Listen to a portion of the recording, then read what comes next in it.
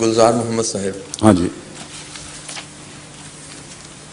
آپ پہلے بھی تشریف لائے تھے غالباً ہیں؟ السلام علیکم. وعلیکم السلام ورحمۃ اللہ. ہاں جی. جی فرمائیے.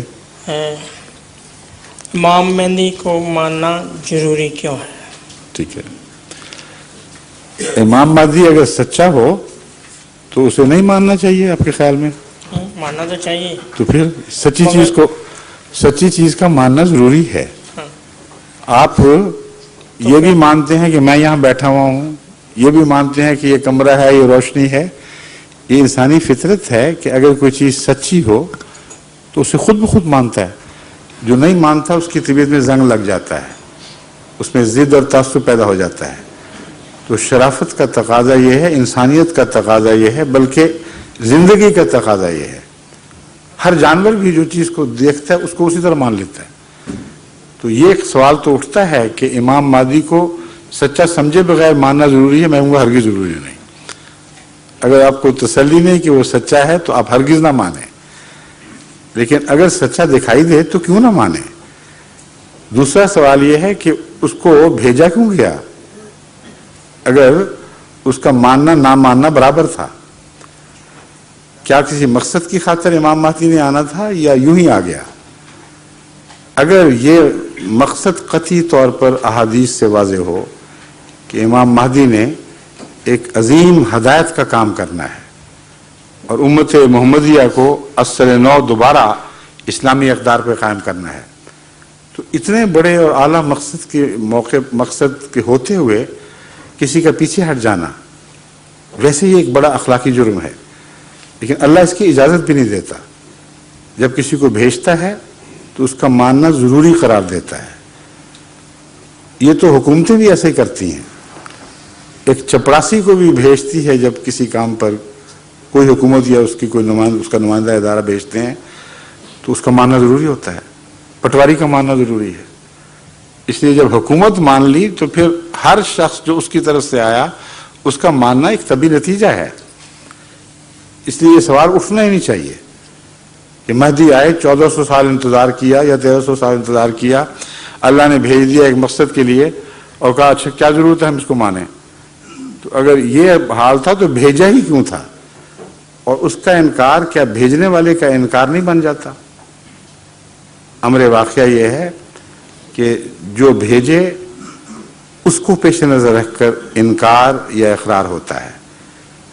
اور یہ وہ پہلا سبق ہے جو قرآن کریم نے ہمیں دیا اور آدم کے حوالے سے دیا.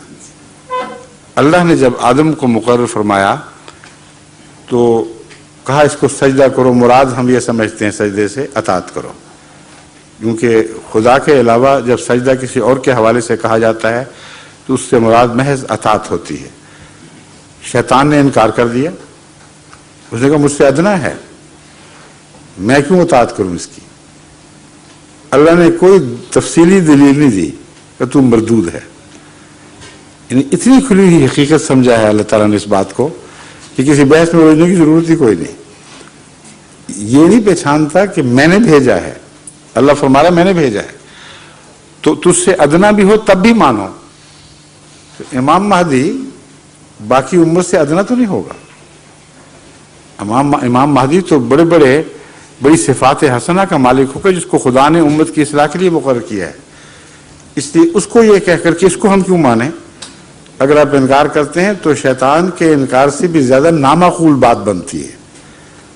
اس نے تو اپنے سے ادنا سمجھا اور اس کی دلیل پیش کی، ایک ایسی دلیل پیش کی جس کا خدا نے انکار نہیں کیا.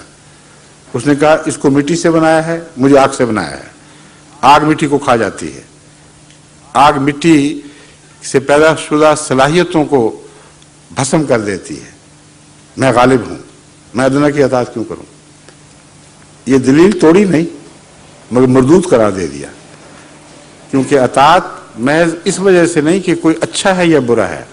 روحانی دنیا میں اطاعت محض اس بنا پر ہوگی کہ اللہ نے بھیجا ہے. اگر اللہ نے بھیجا ہے تو اطاعت لازماً اختیار کرنی چاہیے. دوسری بات، آدم کو جب سجدہ کے متعلق حکم دیا کہ اس کو سجدہ کرو، اس سے بہت ہی خوبصورت مضمون خدا تعالیٰ نے نکالا ہے اور کھول دیا ہے. یہ نہیں فرمایا کہ جب میں آدم کو پیدا کر لوں، اس کو بنا لوں، اس کو ٹھیک ٹھاک کر لوں، اس کو سجدہ کروں، یہ نہیں فرمایا۔ فرمایا فَإِذَا سَوَّيْتُهُ وَنَفَخْتُ فِيهِ مِن رُوحِي فَقَعُوا لَهُ سَاجِدِينَ۔ آدم خاک کیسا ہی اچھا بن گیا ہو، کتنا ہی متوازن ہو گیا ہو، اس پر سجدہ کسی کو فرض نہیں ہے۔ ہاں جب میں اس میں روح پھونکوں، میں اس پر الہام کروں، میں اسے اپنا نمائندہ بناؤں، پھر ہر ایک پر فرض ہو جائے گا۔ تو نبوت پر ایمان لانا یا خدا کے بھیجے ہوئوں کو قبول کرنا کیوں ضروری ہے، یہ تو پہلے سبق میں ہی واضح ہے۔ اور آخری بات یہ کہ رسول اکرم صلی اللہ علیہ وآلہ وسلم نے بھی یہی نتیجہ نکالا، اور خود امام مہدی ہی کے حوالے سے فرمایا کہ جب تم سنو کہ امام مہدی آ گیا ہے تو خواہ برف کے تودوں پر سے جن کو ہم گلیشیئر کہتے ہیں، گھٹنوں کے بل چل کر بھی وہاں جانا پڑے تو ضرور جانا، اتنی اہمیت ہے۔ اور فبایعوہ ہو، ایک حدیث میں آتا ہے فبایعوہ ہو، اس کی بیعت کرو۔ اب بتائیں ضروری ہو گیا کہ نہیں؟ پھر یہ بھی فرمایا، دوسری روایت میں ہے اسے میرا سلام پہنچاؤ۔ اب 1300 سال یا جتنے بھی سال گزر گئے، اس میں کسی مجدد کو رسول اللہ صلی اللہ علیہ وسلم نے اپنا سلام نہیں پہنچایا، نکال کے دیکھ لیں حدیث سے۔ امام مہدی عام مجدد نہیں ہے، اس سے بالا ایک مقام رکھتا ہے جس کو ماموریت کا مقام کہتے ہیں، اس لیے فرمایا اس کی بیعت کرو، اسی لیے فرمایا اس کو میرا سلام پہنچاؤ۔ تو اب بتائیں کوئی عذر باقی رہ گیا ہے؟ جزاک اللہ۔ حضور محمد حسن